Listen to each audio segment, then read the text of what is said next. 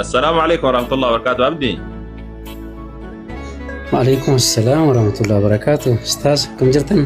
سمعت له فيسا. الحمد لله رب العالمين يا أبو. الحمد لله أنا مكتفي والله. الحمد لله بقى ربي نسي في دبو بقى ربيني ويا رات نسي قتنو دقي سيسي أكم نجرتها. الحمد لله أنا قاجر كم سنجرتو. أيارا الحمد لله بقى جرات بقى ربي نسي جرات سيسي كم يعفي عنك. الحمد لله وان جبوا قارجر إن شاء الله. ربك يا في أبو توسي فادي بسو. أكدري تتربين سعادة بسو إن شاء الله وما أنت وإنما ديبتا يا ربي جل بإذن الله تبارك وتعالى. سيفا لافسو كاغنا سغلي كان كيدا غونو وان غدا الحمد لله بغا ربين سي ديبسي اما سمو غوتو تفولا كان كي بريدا سنين كاز ديبتي تملا ربين سي اتا يسيرو غبابتي ان شاء الله. كم افيان كي غرو ومان جب كالي سر هري ربري يجيرو مغاري كبا. ايوه كاسي كيساني سيناسا تكون جب.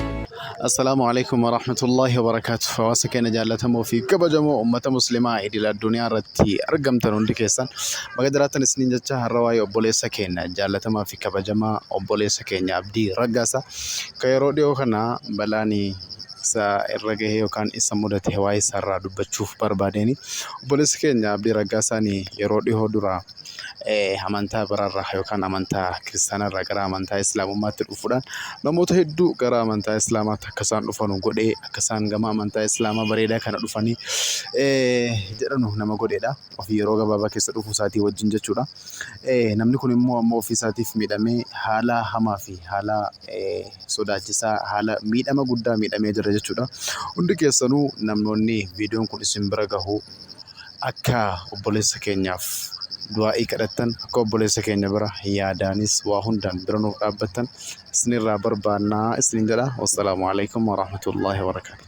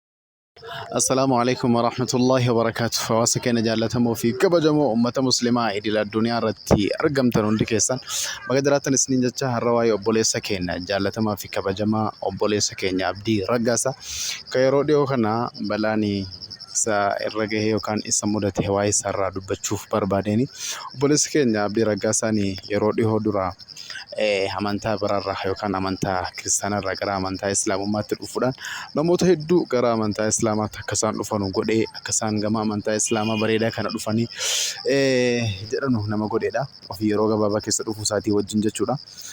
Namni kun immoo amma ofii isaatiif miidhamee haala hamaa fi haala sodaachisaa haala miidhama guddaa miidhamee jira jechuudha. Hundi keessanuu namoonni viidiyoon kun isin bira gahu akka obboleessa keenyaaf du'aa'ii kadhattan akka obboleessa keenya bira yaadaanis waa hundaan bira nuuf dhaabbattan isinirraa barbaannaa isiniin jedha. Wassalaamu alaikum warahmatullahi wabarakatuh. السلام عليكم ورحمة الله وبركاته عبدي. وعليكم السلام ورحمة الله وبركاته. أستاذ كم جرتن؟ سمعت له فيسا. الحمد لله رب العالمين يا أبو. الحمد لله أنا مكتفي والله. الحمد لله بقى ربي نسي في دبو بقى ربيني ويا رات نسي قتنو دقي سيسي أكم نجرتها. الحمد لله أنا قاجر كم سنجرتو. أيارا الحمد لله بقى جرات بقى ربي نسي جرات سيسي كم يعفي عنك. الحمد لله وان جبوا قارجر إن شاء الله.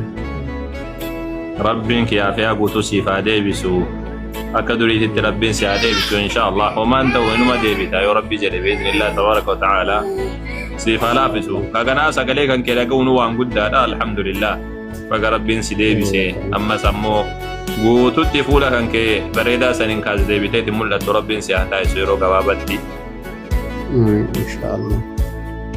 أكمل أفيان كي قرو Uumaan jedhu kaleessarra har'irra borii jijjiirama gaarii qaba. أيوة Akkasii keessaan isin haasaa rakkoo hin jiru.